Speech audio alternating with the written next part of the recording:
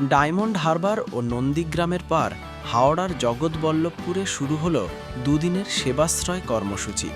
হাওড়ার জগৎবল্লভপুর বিধানসভায় শনিবার শুরু হয় তৃণমূল কংগ্রেসের উদ্যোগে চিকিৎসা পরিষেবা শিবির সেবাশ্রয়।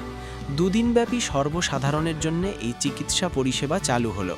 উল্লেখ্য, তৃণমূল কংগ্রেসের সাংসদ তথা দলের সর্বভারতীয় সাধারণ সম্পাদক অভিষেক বন্দ্যোপাধ্যায়ের ভাবনাতেই সেবাশ্রয় প্রকল্পের সূচনা হয়। হাসপাতালের পরিপূরক হিসেবে দলের পক্ষ থেকে এই ধরনের ক্যাম্প করে আরো বেশি সংখ্যক মানুষকে চিকিৎসার মধ্যে নিয়ে আসা এবং সেটাকে প্রায় অনুকরণ করে আমরাও চেষ্টা করছি বিভিন্ন বিধানসভা বিভিন্ন জায়গায় এই সেবাশ্রয় ক্যাম্প চালু করা এবং তৈরি করা। সেটা আজকে এই আপনাদের ডোমজুর এই কেন্দ্রের মধ্যে এই সেবাশ্রয় ক্যাম্প দুদিন ধরে চলবে।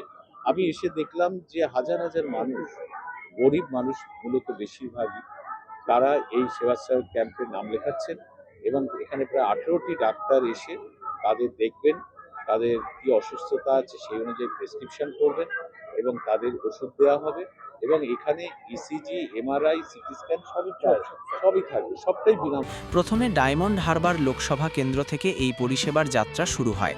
এরপর নন্দীগ্রামে টানা 15 দিন ধরে এই চিকিৎসা শিবির পরিচালিত হয়। এবার হাওড়ার ডোমজুড়ে শুরু হওয়া এই শিবিরে সাধারণ মানুষ বিনামূল্যে চিকিৎসা পরিষেবা পাচ্ছেন। চিকিৎসকদের পরামর্শ, প্রয়োজনীয় ওষুধ ও প্রাথমিক চিকিৎসার ব্যবস্থা করা হয়েছে বলে জানা গিয়েছে। স্থানীয় মানুষের মধ্যে এই উদ্যোগ ঘিরে ব্যাপক সাড়া লক্ষ্য করা যাচ্ছে। সুতরাং এটা সেবামূলক ব্যাপার।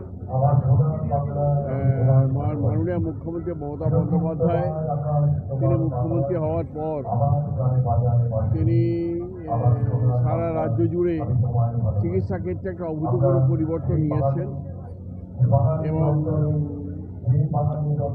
যেটা যুগান্তকারী, যেটা আগে কখনো হয়নি। আগে চিকিৎসার হাল অত্যন্ত খারাপ ছিল।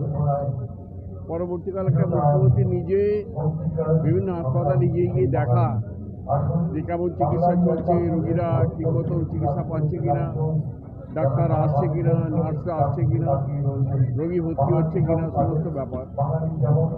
এবং শুধু দেখা নয়, অভূতপূর্ব উন্নতিও করেছে।